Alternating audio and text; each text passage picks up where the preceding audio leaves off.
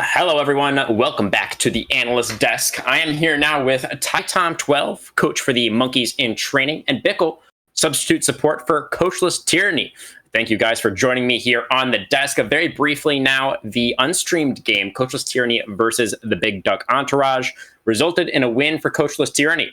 This means that at 4-0 now, they have locked their spot in the semifinals. We are still playing for first seed, and I believe given the results of our other game here that we just witnessed, TDR should be the only team that can catch them. And, correct me if I'm wrong, somebody, but I do believe that would require a tiebreaker if TD Jr. is actually going to snag that first seed away from Coachless Tyranny. But wow, what a game to kick off week 2, guys. It's going to be TDR on the stream all day, and I think that they were maybe trying to make a little bit of a statement here with this first matchup of the night. I do have a quote for us from Toxin, the head coach of all the TD teams in the tournament, and he may or may not be joining us here on the desk later, so stay tuned for that one, guys. But quote, BDE/MIT, he is unsure who is stepping onto the Rift due to roster issues. Coachless Tyranny is the best, and we'll see if TD Jr. can establish themselves as number 2, end quote. So, T-Tom, first of all, correct me if I'm not saying your name correctly, but I want to come to you first. How would you respond to this statement from Toxin? Obviously, no flame to Magikarp or Loki. They're doing the best that they can, obviously. But what can you tell us about these substitutions and how the team is doing, considering that they had to make a couple of adjustments heading here into the tournament? You can just call me Tom, by the way. And awesome. For MIT, I've been coaching them for like the second half of ZGG and then coming into Worlds. With the substitutes, Magikarp and Loki, I didn't want to really field any E-subs because, first of all, we'd lose bans, and second of all, they'd be people like I don't know, and it'd be like harder for me to like figure out how to work with them. Both Magikarp and Loki, I've like drafted for them before. I've played against them before with other IBS teams as a coach, so I know like how they play and what their chances are. So I think these subs, the only reason I chose them was because I'm more comfortable with people that I know. And with Toxin's statement, I do think Coach's Tyranny is the strongest team in the group, and they'll probably just go undefeated. I do think if MIT win their next 2, they're in a tiebreaker with TDR for sure. BDE, MIT has been beating them ever since ZGG, so I do think MIT is still stronger than BDE. But against TDR, I think this game and the last game before last week, I think the only problem was just giving like a multi-kill to the mid laner. That happened last week with the Vigar, I think. Yep. So Yep. It's just like the issue of like, can they fix it for the next 2 games? Like play a bit more safer, figure out how to like run away from a fight and not give them a huge lead. Like that's what we got to work on like pretty quickly, and that's what we've been trying to work on, because MIT hasn't been like scrimming with anybody. Like we've never done a scrim. So this team has just been like, we do our ranked games and then we do our series. That's how the team has been. We've never done any practices or VOD reviews. So can I ask why? Scheduling issues, really, because the original 5 were 4 of them were college students, or 3 of them are college students, sorry, and then the other 2 are not college students, but like the jungler, mid, and support are in college. So like scheduling wise, like it was hard to like do scrims and stuff like that. And also, they didn't really have a coach at the beginning. They kind of just like did their own thing. So I did, but like that's when I came in like towards like the end of groups and then started coaching them. But okay, yeah, that's about it. I do think like if I had to rank the group, I would say Coach's Tyranny, MIT, TDR, BDE. Okay, well, we do have the Monkeys going up against BDE in the very next game, so stay tuned, guys. It's not going to be on stream. On stream, we're going to have TD Jr. against Coachless Tyranny, but you can be sure that we will update you with the results of that Monkeys in Training versus Big Duck Entourage game as well. And yeah, I think that makes a lot of sense that you just wanted to work with people that you were familiar with there, Tom. It's unfortunate, of course, that things have not really been working out for the squad so far, but they've still got a couple of games left here, like you said, to turn things around and maybe look for that tiebreaker at the end of the day. So back to discussing that game that we just witnessed. We saw all four of our solo laners really going balls to the walls right from the word go. There were some incredibly close 1v1s in both top and mid. Solo kills getting traded back and forth. After the first 5 minutes, Bickle, I want to come to you now, of course. Were you expecting a close game? Were you expecting the scrappiness early on? Just, from the champions that we were seeing? Or like, how did this game just in general stack up against your expectations? So overall, based off of what I was expecting, I actually thought MIT had a nice, decent draft lead. I thought they had some really good champions on their side in the Ornn. I really liked the fasting Senna with a farming Swain bot lane, but I'm very surprised with how aggressive and bloody TDR came out. I overall gave them an edge as a team, but I did not expect it to be this kind of I don't want to say blowout, but it was rather convincing. Yes, I would say so. An interesting note here, guys. Wukong and Ornn were actually both in the other game as well, the other streamed game over there on Aegis channel from Group B. So Wukong and Ornn both seem to be extremely high priority here at Amateur Worlds. And I think that makes a lot of sense. Team fighting is king down here in Iron, Bronze, and Silver. And so I do expect the priority on those guys to continue. I like that you shouted out, Bickle, that you were favoring TDR coming in, but they really surpassed your expectations with kind of the level of dominance that they were able to display here in this first game. And really, that dominance, I think it kind of began. There was a fight between 9 and 10 minutes that really kind of broke the game open. That first big team fight around the Rift Herald that got the TDR topside ahead. They snagged themselves the Herald afterwards, of course, got that charge into the mid lane, and they just didn't look back. They continued to win team fights for the rest of the entire game. And Tom, I want to come back to you now. How did this relate to what you and the squad were expecting going into the game, just in terms of draft? Like, were you expecting TDR to focus on team fight or not? Were you prepared for that? And then, of course, where exactly in the game do you think it all went wrong? You kind of teased us a little bit this already, where you mentioned the couple of kills going over to the mid laner very early on, but just wondered if you wanted to elaborate any more on what you think the problems were here in this game for your squad. Tom, you still there? Oh, you were asking me? I'm sorry. Yes, that one was to you. Sorry. Yeah. How did the team fighting composition that was brought out by TD Jr. Stack up against what you were expecting heading into this game, and where did it all go wrong? It all went wrong when I think the Graves got a triple kill. But also, the thing with MIT's draft is that it's an Ornn, Zac, Yasuo, so the priority is getting a multi-man knockup for the Yasuo to engage, and then just throw all your AoE on it. The Senna R, the Swain R, E, like all that damage it's basically like, both teams had a pretty decent team fighting comp. But with TDR, they had like Lilia. So Lilia is like a really nice counter to the team because of her sleep and the fact that she's also really fast. So it's harder for MIT to catch the Lilia. And correct me if I'm wrong, I think Lilia is a Zac counter. So I do think that like I'm buying it. The early game is just like a little bit harder for Zac to play against Lilia. And the fact that Lilia can also just change a team fight with a 5-man sleep, with the Wukong, with the Graves, that sleep, like that 2 damage, I think, that comes out after you awake them from sleeping, like that Graves can just like pop the Senna, pop the Yasuo. So it's like really scary when you're playing against Lilia, because you have to be careful of the other team members that can just like pop you out of your sleep and just instant kill you. And then with the Wukong as well, it's like Wukong with his double R and the fact that he can dash over walls, it makes it a lot more scary as well, because you don't know which angle he's coming from anymore. He could be over the wall, he could be on his team.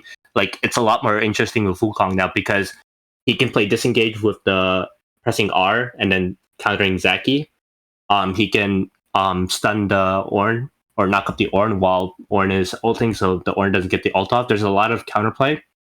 with Wukong into MIT draft. So MIT had to like play around that, which I think was pretty difficult. So I think that's really where it went wrong after the Grace triple kill, is just playing around the fact that their team fight style is to play disengage and then re-engage with Lilia. My opinion. So maybe just didn't see the Lilia pick coming, I guess. Well, now you know for next time. And of course, the Monkeys, as we already illustrated, do have a chance. They're not quite eliminated just yet. So they're still training. They're still fighting. We'll see if they can get back towards the top of the table here. But Bickle, I want to come back to you once more here. We were looking at Coachless Tyranny's matches from last week. A couple of them specifically, the ones against Big Duck Entourage and TD Jr. They were very long games, both, I believe, around 40 minutes or a little bit over. So we were kind of trying to draw some conclusions from that. We were considering that maybe a heavy focus on the early game from some of these underdog teams and then trying to stack some objectives early on might be a way in. But I wanted to give you the opportunity to respond to this theory crafting, if you think that's a viable weakness, or if maybe we're just, throwing spitballs at a cliff. Honestly, it's a bit hard because looking at it, coming in, BDE coming out of Runeterra Academy and Coachless Tyranny coming out of EDL, they were both undefeated in their leagues. They didn't drop the series. They dropped individual games. So it's very hard to necessarily theory craft a way in. You're talking about a possibly early game advantage to look at, but for Coachless Tyranny, when you're going up against them, to be able to handle them, you're really going to have to go 1-for-1 in the hands department, because a strong department for them is they have really strong solo laners in Chung Myung, in Downfall, in Raining Wolves at the AD carries. Even if you go even with them in lane, you're going to have a hard time with it come later. And they're hard to get lane advantages on. Even if they're on the weak side, they're going to be able to kind of sustain themselves and get themselves through a tough place. Like, last week against TDR Jr., Raining Wolves had a difficult time on the Twitch thanks to his lack of cleanse, but come late game, he was really able to pull it together and do a lot of damage and still come out of that game with 14 kills and the most gold in the game. Like, yes, taking an early advantage is important, but it's about being able to use that and snowball it. And I think you need a certain amount of fundamentals down to be able to match the hands check and go late against a team like Coachless Tyranny. And yes, you can get a lead early. It's about if you can handle that lead and hold on to it. Well, it's a tough nut to crack, to be sure, but I want to use this as a jumping off point to look forward. Bickle, back to you once again here. Our next matchup for the stream, as I already mentioned briefly, is going to be TD Jr. on blue side up against Coachless Tyranny on the red side. So you said that, the snowball needs to be pretty big if you're actually going to take a game away from Coachless Tyranny. Last game was a pretty big snowball. Was it big enough? I think something like that could be big enough. My issue is I don't think you're going to see the same results early game that TDR get against MIT that they get against Coachless. Yeah, absolutely. I mean, it's gonna be tough, no doubt. But Tom, what are your thoughts? How would you like to? Would you like to jump in here? Coachless Tyranny. We were just discussing, obviously, is a very well-rounded team that's going to be able to weather any kind of early game storm, presumably, and come back very strong in the mid and late. So what are your thoughts, after that first game? Do you think TD Jr. have it in them? Do you think they can make a big enough snowball? Where do you stand? The thing with Coach's Tyranny is the player I'm scared about on that team is the mid laner. I don't want to try and pronounce the name, but I do think their mid laner is a really good player. Pronounce the name. Their tempo with Vladimir and Swain, like, I think it's pretty disgusting because last week they pulled out the Swain against us and they did pretty well on it. So I think their experience on the champion that they have in their pool is really scary for TDR. So I think they have to play around having their mid laner either play a really safe pick or giving their mid laner counter pick. Not sure which side they're on, but I do think they have to play around the mid lane and shutting down the mid laner before he gets too ahead and before he gets his power specs. Top wise, I do think Downfall is a pretty strong top laner as well. I do think Coach's Tyranny has like some of the strongest players in this group, maybe even in the tournament. So I do think they have to be really careful. TDR have to be really careful about how they play into the lanes. Like they have to play a lot more. What's the word? It's like not safer, but like they have to play a lot more focused. They have to make sure that every move that they do doesn't give coaches tyranny like a lead. So they have to be careful about going in and like let's say bot lane's gonna go in, right? But then like mid lane is like walking down. They need to like be like very wary of the things that are going on around the map. So that they need to make sure that coaches tyranny doesn't do anything sneaky, because that's one of the ways they would win. Okay. So I do think TDR just need to be a lot more careful with coach tyranny and not basically like ego to match. All right. Well, guys, it is time to find out if TDR Junior are going to be tested a little bit more here in their second game of the night. I'm sure that they will be. It's the Titans of Coachless Tyranny look to extend their winning streak. Tom, again, head coach of the Monkeys in Training, and Bickle, substitute support for Coachless Tyranny. Thank you guys very much for joining me here on the analyst desk. I am getting word now that we are ready for Champion Select in game number 2, so it's time to send it on back over to our casters for the next game.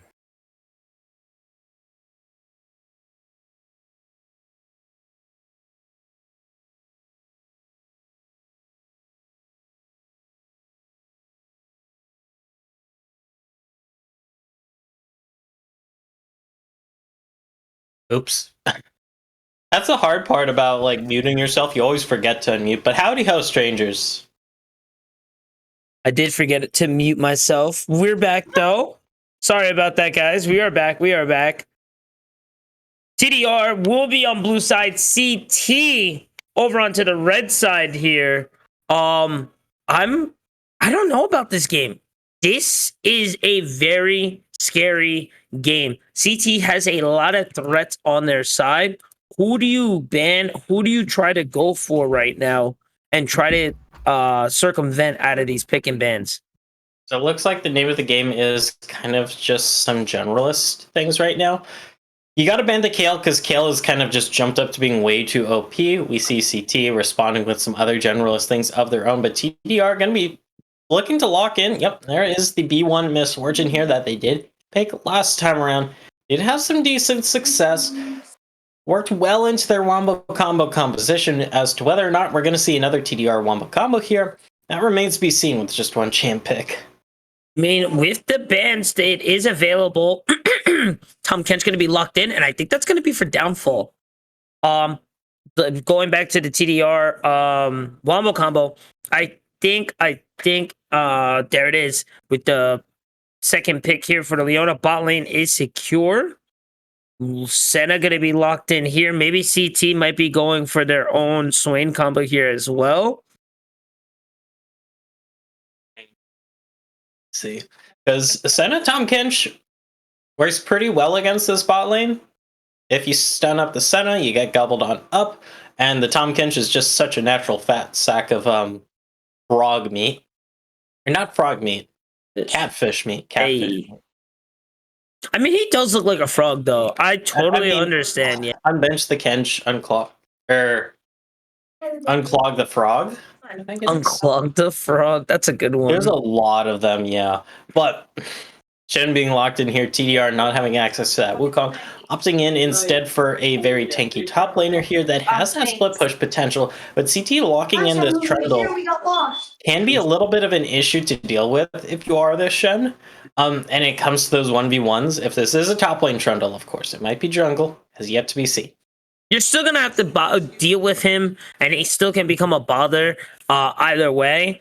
A lot of innate healing again.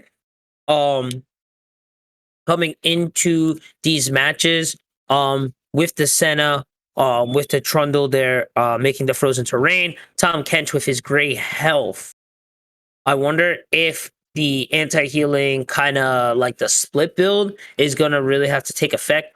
Or will they be able to kind of worm their way through? Because last game, they really didn't have to touch on it till later.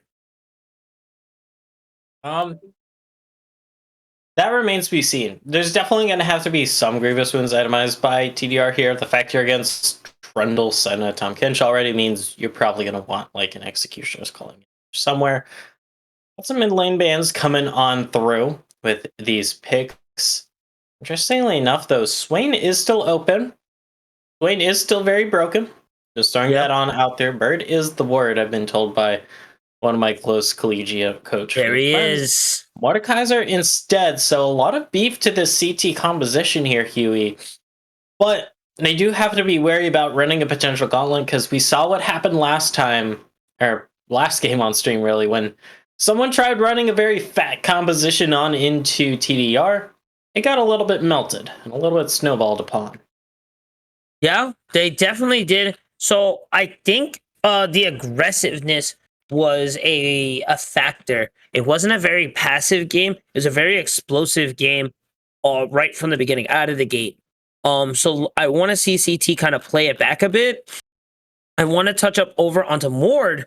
Mord has the biggest ban rate and perfect win rate here in Group A with the 207 bans right now. So I am and this is, which I'm assuming that Trundle, if we to assume Trundle will be into the jungle, this is going over to Downfall. That's scary.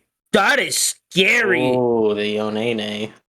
And now, with the last pick here, well, you could give him anything here. You can give him Yon, you can give him Mord, you can give him Tom. And Downfall can play them all relatively very well, and either of them will be a threat.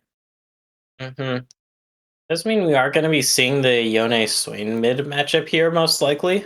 There may be some lane swapping shenanigans with how well you can shift up some of these matchups. Like the Shen can do decently well into Yone. You just taunt the Yone when he goes in for that Soul Unbound. And you absorb a lot of that aggression. Flip side, of course, Mordekaiser loves playing into the Shen in the later stages at least, because one thing to note about Shen early game, especially if it's a Shen with Bommies and or Tiamat, the Shen has a lot of kill threat. Yeah. The Shen definitely has some kill threat. Mix it up with the Leo later. And that can definitely become a very serious threat. I want to know what is TDR's plan for CT to try and break this streak here. With the picks and bans, I'm really enjoying it. I don't know which one's better, the Mord or Swain. Yeah, because TDR's well, okay, if you lock in Ornn here, it's really awkward because then you kind of have like quadruple frontline and Misfortune, which does not just work out. Misfortune. Yeah, and even with this composition now, TDR not exactly going to have the best tank busting power once again. Whereas last game, they at least had like a lot of damage champions. They just weren't champions naturally built to like punch through tanks. They're much more burst orientated. This time around, you have Volibear, you have Shen, you have Leona. These are all champions that are not going to be the hugest damage threats. The Volibear Shen, of course, they are going to pack a little bit of punch if you happen to be this Yone, if you happen to be this Senna. But for the most part, it's really falling on the shoulders of this Misfortune and Swain combo. And the question is, will that be enough? Because you do have to consider there's the Mordekaiser X factor here, Huey. And if you take out 1 out of 2 of the enemy team's damage dealers during the fight and can 1v1 them, that might just be a bit of a tricky situation. Yeah. So press R, you get Misfortune out of the equation. Yone with Last Whisper or Fate Sealed, excuse me, can also find his way over easily to the back line. So they're going to have to be extremely careful. You want to go for the extended fight with the demon ascension from Swain, but I mean, you have Senna, you have Trundle, you have Mordekaiser, you have Tom Kench. You're not really always necessarily looking for the long fight, because the long fight definitely could fall into their favor. Add in a couple Ocean Dragons or the Soul, and that really can be deadly combination. It's definitely a toss-up, like you said, although I will favor Swain in that because we have been seeing more Swains go for at least the Leandri's build. I'm more partial towards either the Everfrost or even just like the tank AP mythics. But the Leandri's here will be very cash money. Gonna be a lot of HP stacking on the enemy team. So whether or not you have the means to punch through it is gonna be a big deal here, because last game, you at least had other damage dealers, but this time around it's just gonna be Chloride, it's just gonna be Sailor Uranus. And is that gonna be enough before they potentially die? That's something that remains to be seen once we get into game here, Huey. So I think Swain's taking Lilia's positioning in the percentage health. Excuse me, especially if they do the Leandri's Anguish build. But like you said, it's 2 carries. That's it, and it's really you're putting all your eggs into this basket, and that's a tough. This is a tough team to roll in like that, and it will be the, as we already figured, it will be the Tonken Center. Bot kind of mitigates that bot lane there. I do like the jungle pick here. I like mid. Top lane though. Top lane I feel is really gonna be a big thing here. I don't know. Where are you putting your money in? So mid lane is definitely going to be exciting here. I mean, it's Yone Swain, especially once we hit 6. Of course, that's going to at least have to wait a bit. Top lane, like you said, I do agree, is probably going to be the most exciting here pre-6, as Decipher with a very good Shadow Dash taunt, followed up by just a fat full combo from your triple Q. That's going to shred through Downfall, to say the least. And you will have that kill threat. And one thing that I am kind of looking for that might potentially be a thing is Flash Ignites Gen. Because the fact you already have the Stand United means teleport in some cases can be a little bit over redundant, and having that extra kill power is just so deceptively strong, especially against champions like Mordekaiser. As to whether or not we're going to see it, it does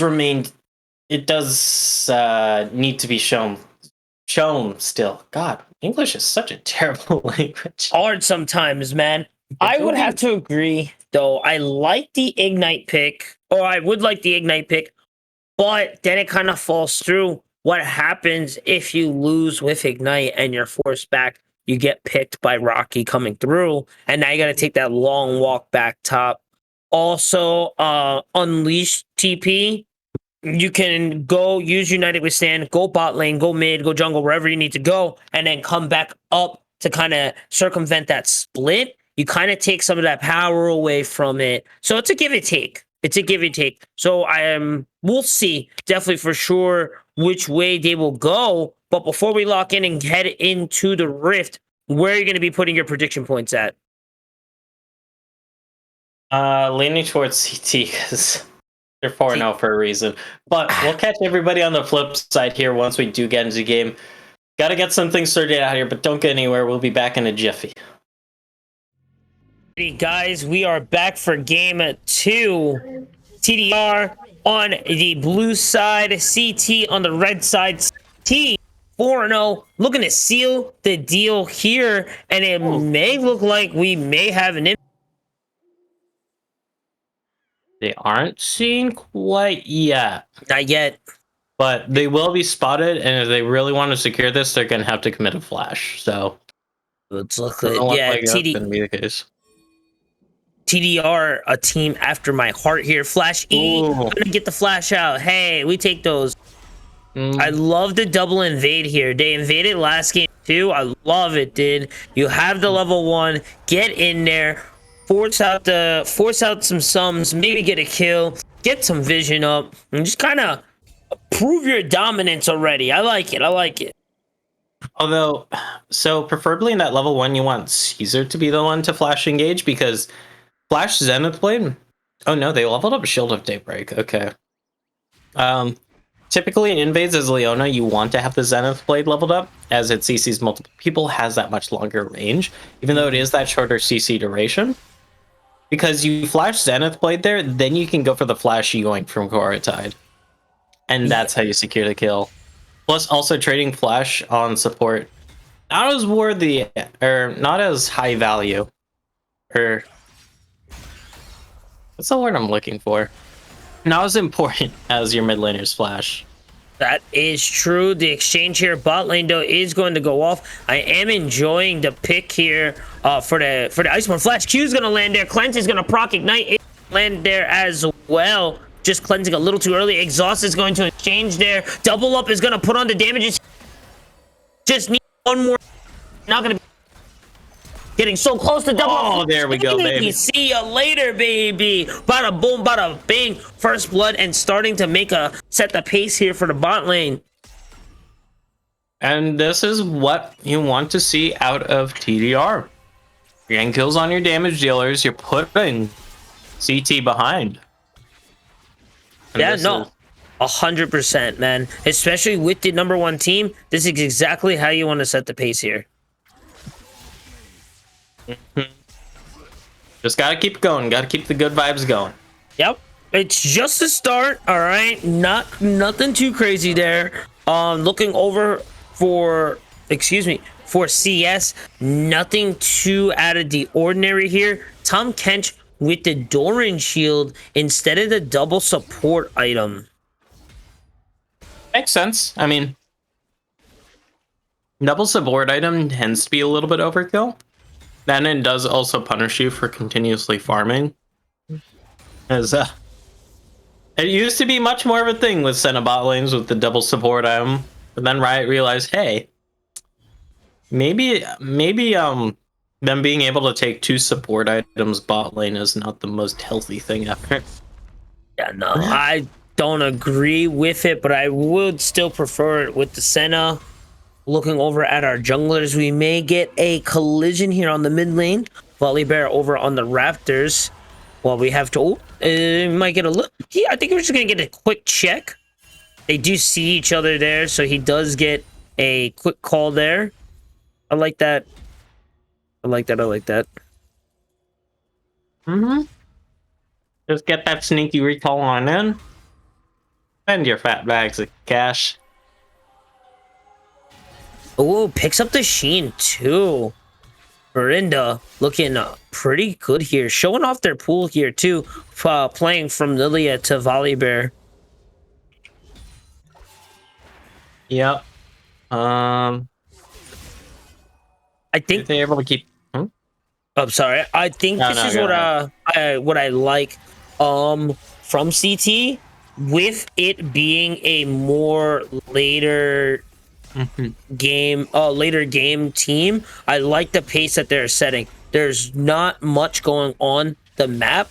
You're not letting anything in, and you're setting the pace right now. Sure, you lost first blood, but that's about it. There's nothing like the triple kill from last game that really started to get Graves ahead and starting to get the game out of control. With this first dragon spawning, we already see JTR all around that. Meaning Wolf's gonna have to be careful here. That was a little scary there. Oh, Trundle on the rotate here, gonna try to clear the vision here. Might get picked up here. Yeah, that's a good little boop. Sky Splitter is down. There are no level 6s here in this gets fight. the Q. Leona finds her way over onto Trundle there. Yeah, that's a big kill. Look at the kill. Ignite is going to take over onto Swain, but he's going to live with less than 10. Taylor is going to find Yo. That's going to be 0 and first drag into the pocket of TDR. And they found another gold lead here. You're able to get that 2 for 0. You're going to pick up this Search Dragon, work towards that soul. And not only that, it gives them a little bit of extra damage, which their team really does need here. Even if it is just a single Infernal Dragon giving them, what, 4% AD and AP. Not the mega steal. Hey, like we say out there, we take those. Yeah. And every little bit helps. And you want to try to get as much as you can, as anywhere you can, especially against a team like CT right now. But right now, I would say that was a great exchange. That was a fantastic exchange. You didn't lose anything, but I wouldn't necessarily said this cracks the game completely open. They're only 800 gold ahead from that. Yeah, it's not propelling them ahead in this game, but it's a solid foundation. Mhm. That's what you want. It's very focused on your misfortune right now. Sailor Uranus getting the bulk of that gold. Spraying a little bit of the love thanks to that dragon. It's all about, can you keep this up? Because you are starting to get some level 6s now. Ooh, nice lockdown there. Gonna force the shield. Great health is gone flat.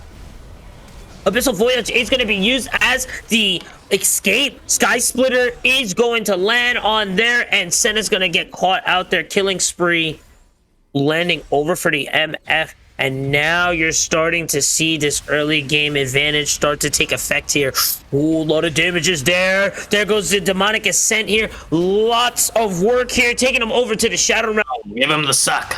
He has the tower here. The suck is still going. We need a timer now for how long Swain can keep people into. Oh, a lot of damage here as well. It's looking really good. He's going to have to run away from here. Yeah. Hulk at the end of Baby Quartertide with the TP and taking out top lane, taking out Downfall there. Insane. You've heard of Unstoppable. Oh, wait, no. I was going to say, you've heard of Unstoppable, get ready for Unsuckable, but that was the suck. That was it. Just kind of going to town, able to just regen so much health. Even in the Death Realm from Downfall, where you lose all those stats, just the fact that you're able to keep it going for as long as you're in combat, I believe. Yep. Let me check the new... So it stays in, as long as you're in combat, you will stay in Demonic Ascension. But once the bar fills up the first time, Demon Flare will be procced. Yep. They're able to keep it just going for a while. Yeah. Which is a big deal when you're facing a lot of these fat blobs. Like Downfall. Just that continuous damage coming out from the Demonic Ascension. It's gonna get worse once the Yandries that I expect is coming out is completed here for this Sway. With the Lost Chapter there, I would definitely agree. I think that's where it's going to go. And right now, with as the game state is, this is looking great. That percentage health is really going to start burning through these tanks, and they're going to have to start respecting. And so I think this is where the team comp really starts to shine. Once Swain starts getting ahead, you have to build for MR. Once MF gets ahead, looking for the gank there. The Soul Unbounded is going to retreat back. I think they're going to go for the dive. No, Ardo. Swain, what are you doing, my brother? Ooh, I don't know. Because now you're behind enemy lines here. There's Pillar, there's the bop, there's the bop, Trundle has R here. A lot of damages is going through here. Fate Sealed finally going to cut through. I think he's going to be able to find one. But the Scenic, or no, the Solar Flare is not going to keep. What are you doing walking up like that? Bot lane there too. You're by yourself, my friend. Why are you walking? Oh, that's such a big shutdown. That's the triple shutdown across the map.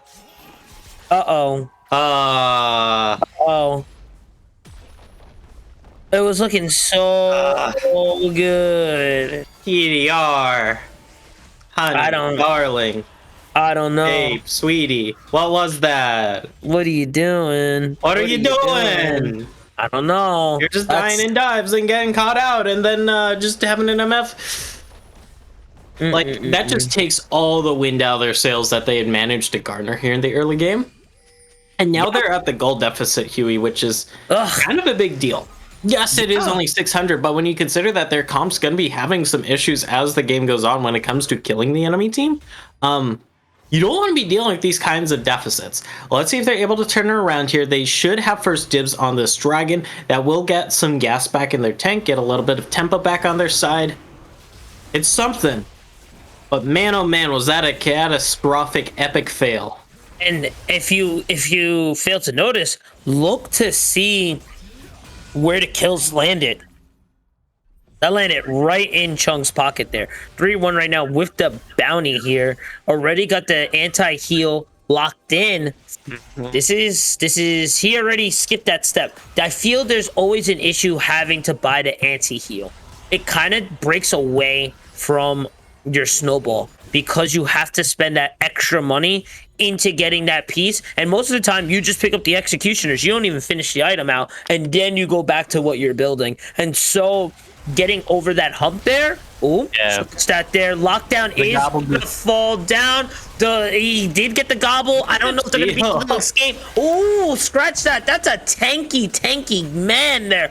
Senna is gonna counteract back with their mix of their own damages here. Ritero is going to land, but here comes the Stormbringer himself. No tower is going to make it hard to defend. The TP is going to hold it down, though. Only about a plate. Oh, no. Oh, no. Random fails the flash.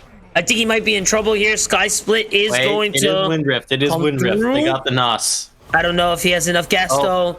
Yep, snatched him up. Put him into the soul. Take him into the Shadow Realm. 1v1 him real quick, take it out. Not bad. Yeah. So it is 1-for-1. You do get a lot of turret plates, though, here. And that is a noticeable amount of gold. Decipher also able to get a bit of work done on this top tower. Do really wish the Shen had been able to get a plate, though, in that push. Probably not going to be able to here, since Chung going to be able to outpush. Turret plates drop in about 45 seconds. Overall, a slight victory for the side of TDR. It's something that's putting the gas back in their pedal, but they gotta kind of keep riding this high here, so to speak, Huey. They need to 100%. Like right now, you kind of gave up your early game lead. You're bringing it back. You cannot, if you're on the side of TDR, roll that back.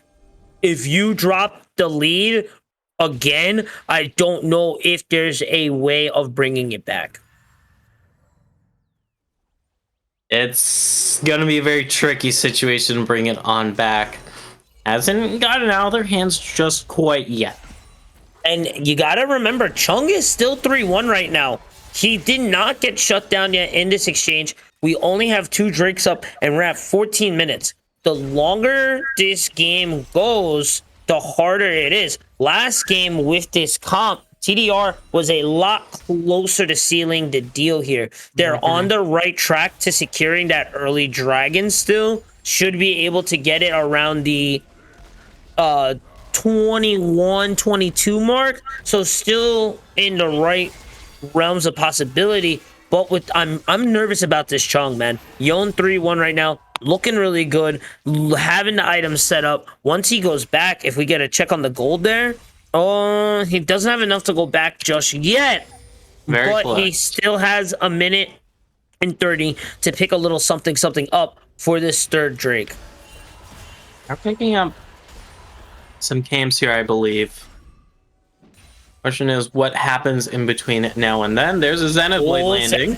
With the Solar Flare. Nice mix up. Big damage coming over from MF as well. The stun lock in, making it pain. There, nice work there. The 3-man yet again bot lane. And no prep for that. With it being the lowest tower on the field, you would assume that there would have been a little more vision or prep for that there. Yep. And while Raining Wolves will be back up for this dragon, the fact that this means here that TDR will be able to pick up a lot of just pure property on the bot side of the map. They'll get a lot of vision down. They'll get a lot of control. They'll deny a lot of your vision. They'll be able to get any scuttles that do respawn here, Huey. It's going to give them a lot of control over this dragon, and the call from CT is let's pick up the Herald. It is spotted out by that vision of the Empire. We do still actually have 25 seconds till the dragon. It felt like 45 seconds in League can either be like some of the fastest amounts of time to ever pass, or it can be some of the slowest amounts of time to ever pass. That's a bit of a coin flip, really. There's no in between. It's like ridiculous. There's literally no in between. 5 seconds left here, and as you can see, it turned that quick. They do have the priority here. They're gonna start to look for it. Ults are available from all sides. Here comes the start. Stormbringer gonna come on down. The stun is there. Yon in the back line, but he's gonna have to come back towards team. It's looking pretty good over for. Hey, that's a big shutdown. And that is going to be the big shutdown. The R's are being pressed, and the back and the front line is being. The suck is still going. The suck is still going. Oh no! Double kill. We stand looking good, but wait, there's more. We're gonna have the 4-1-1. Who's gonna be able to finish it? The suck stops. No. The suck and the lightning just short there, and that was a bloody of a mess. Good lord. Okay. Might not be over yet. Some key abilities missing, though, makes me think it's probably donezo for the most part here. Extremely bloody. But no dragon was picked up by either side. It was a 4-for-4. That's gonna benefit CT here since they are the scaling team. Taking a quick look. Okay, we're at 60 souls for Albedo, which is a pretty big amount. This pick happens. That's also a pretty big pick. The Yoink gonna give a bit of safety here. That Yoinky Sploinky. Uh-oh. Sky Soldier's gonna land here. Looking for a little more. The taunt's gonna land. And look, we're looking at a second fight here with now really available on the map. This is gonna be very sketchy right now. Shen here putting up on the front line. Oh, the taunt. There's a big pop. Solar Flare's going to land. This is looking really good for TDR here. That's a huge bullet time, baby. Combo looking fantastic in the river. The damages is going off. Everybody stars were found yet again, and exactly like the. Oh. That's the 5-man ace. TDR locking it down and finding the team comp wombo kill again. And then they get all of CT in that checkpoint, Huey, to just unleash the fattest bullet time across the entire enemy team.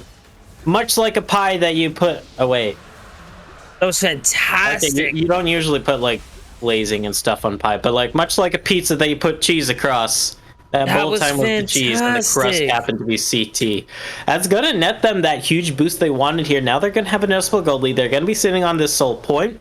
You have kills on both your damage dealers, and they have their tank busting items, which is going to be their biggest spike to date here, aside from, okay, maybe an Infinity Edge and Sailor Uranus. But Huey, I mean, DDR, they're sitting pretty well off right now. So this is the pace that you want for this type of team comp. They did it last game. They're all right on the proper steps to do it again game 2, and this will be amazing to put under your belt here. They're on the right path. They just need a couple more steps to get clear. They gotta be careful for the picks here, especially looking onto this top side here. They gotta be careful. As long as they can continue with this, they should be able to lock this down. Let's see what the call is, though, because you do got to keep the momentum going. You do got to keep the train going. Had that snare landed here from Albedo, maybe they're able to get a pick there. But as it stands, the tankiness not really fully online yet. And you can kind of see it, man, and it's really starting to take effect. Kind of like game 1, they really just don't have the sustain there just yet. And you could see the Swain here. He is on a line right now. Leandre's and the Demonic Embrace. Add in the Demonic Ascension over time, and my guy just does not die, and you just whittle away. If they can't get onto the back line, and handle this MF, it's going to happen yet again to them. It's not as, I wouldn't say this team is as strong as it was game 1, you know, with different characters and different aspects of the game changing a bit, but this is a really good snowball death ball. I'm really enjoying it. It does come down to keeping the momentum going here, because all of the early game damage is going to start falling off. This is a very full tank Shen. There is no Tiamat in there. We're seeing the tank pivot here from Verinda. So it is going to start becoming much, much more about how much can Korotide, how much can Sailor Uranus do in these fights. And that's going to be a big question here, Huey, for the next Dragon in about 2 minutes' time. As I imagine both these teams going to at least have a word to say, a few ults to spare for that one. At least, man. Especially that it's Soul Point. You cannot just give it up, unfortunately. It's not like, the second or third Drake where you can kind of try and pick up something. It's almost do and die. Granted, it is Cloud, so it's not... excuse me, it's not as insane as any of the other Drakes, but still, you don't want to give the team a full passive benefit like Cloud Soul. Like, and it's gonna be noticeable, trying to hit skill shots and whatnot. And I don't think the trade is worth, right, to give Soul for Baron. I really don't think it's the proper call there. If you had a large lead yourself here and you're a CT, you could argue for that. It just kind of come down to, can we smash their skulls in before the Soul really starts outvaluing this Baron, which expires in a few minutes. That's not the case, though. We don't have to debate that. What we do have to debate is the fact that about a minute on the Rift until the next Dragon, we can already see TDR swarming around in the enemy jungle, clearing out wards, clearing out vision, making sure everything's spick and span so they can get a very nice, clean, and easy peasy lemon squeezy Dragon. As they should. And I really enjoy the terms of vision from both sides. Just check over onto the minimap. CT more towards their red side over checking onto the Baron, which is really more the objective that they really should and able to secure over, while TDR locking down the blue their side for Dragon, trying to secure that Dragon Soul here. 18 seconds left here. We are going to get a light exchange.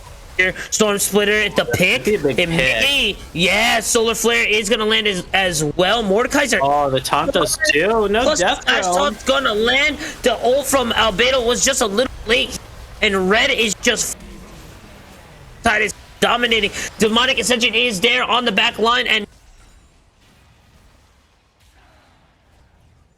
that's a lot of damage. It's too much. Downfall just kind of getting caught out there. And we see Rocky also getting caught out. This is going to be Sol. This is also going to be an inhibitor here. It's CT. They're 4-0, but definitely looking pretty mortal here. Might not be able to keep up that spotless record here unless they get some sort of miracle comeback going on here. Oh, I mean, and hey, we talked about it earlier. Over in the pre-show, we were wondering what can make and really... Oh, Soul is gonna bring in, drop down the Swain. This should be a pick here. Nice lockdown with the Obliterate there. Really good work. That may be to rotate over to Baron. Let's see, is this enough? It is a 5 versus 4 on the map. You do have to worry about those supers crashing down in your mid lane if this takes too long. Because you do only have a single item here on all your champions except for Downfall. Looks like they are going to be able to get through this fast enough. TP is going to land. 4K left over. Volleybird looking over onto the back here. Shen is... Okay, that's destruction in the pit, baby. There's no smite. Look at smite secure. Volley finds it right there. It all works there, and they're going to find trades. Tom Kench looking very low right now. Oh, they are going to actually win the fight. They don't win the Baron. Whew. I mean, I like the call there from CT. It's like, you know what? We got this pick. It's 5 versus 4. We are down on our luck. We kind of don't want to go out of this one just falling over. They don't do that. They keep this game within shouting distance. The issue is it does backfire, like we kind of saw there, and they're now even in a little bit more of a hole than they were previously. If they're able to keep the train going, though, because if CT's able to stop this train here, Huey, if they're able to get some more scaling on in, get some more tankiness under their belt, might be a different question next time these two teams meet. Yeah, 3 minutes, 50 seconds left for Elder here. If they can hold out and pick up the Elder can definitely help a lot, kind of shift the tides of battle here. For CT, but I mean, as long as TDR continues on their path, they should be able to get the win here. As we're just gonna get a slight pause here and see where the next plan of attack is going to be from both teams. It's looking like bot lane is going to be the call here. Shen is gonna have to abandon that T3. He does not have the support that's needed. Objective bounty will be claimed there, plus a couple extra gold, 250 split amongst everybody, so extra 50 gold. I don't know if you want to like fully commit to this trading, but the fact that you already got one turret, you're gonna get two here before they can even get on their second one. This is worthwhile. Yeah. This is why we're seeing CT go back right now, because you already have supers crashing into your base. You're not gonna win out in the long run on this, but you have more than enough time. Just back right here, get the posse back in base. Ooh, that was scary. This turret, hopefully. Might be a little bit too late, though. You may gotta be careful there. Don't forget Stormbringer is available. Lockdown. A good pillar. Have to be used there. Trundle does use subjugate. Sealed. Sealed is gonna land, but there's no. Stormbringer is gonna end. They're in the hallway right there, and lock it down, and there goes the triple kill for Verinda. Beautiful work there, and they found it. They found the clink, the chunk in the armor, and they're able to break through, and they're able to break the streak here for CT. Beautiful work there. And I mean, TDR coming out with a vengeance today. Already two on stream. I believe they're also going to be on stream for the third match of the day. See if they're able to keep it going, because this means that TDR, they're 3-2 now, which is pretty damn impressive. That should be a confirmed second place in this group as of now, and should confirm that they go on to playoffs. I forget exact tiebreaker rules though. Yeah, we're gonna have to go check back on the tiebreaker rules, but really, really awesome work there. Oh man, me watching it, I still can't believe it. But really, really beautiful work there. That is gonna be the TDR clean win too against CT. Yeah, it's a pretty clean victory, all things considered. It was pretty even for the most part throughout the game, and there was that one major slip up across the map at around just before the second dragon spawned, I believe. But other than that, I mean, TDR, pretty solid game day here in this game number 2. Question is, will they be able to keep the momentum going and lock in a certified playoff spot here? I mean, you just took out one of the biggest challenges here in groups. So, I mean, as long as you could do it one more time, you should be able to lock in your spot comfortably. It's got to do it once more. With that being said, we are going to take a short break here on the desk while we get everything set up for the analyst desk. So don't go anywhere. We'll be back with some hard-hitting commentary.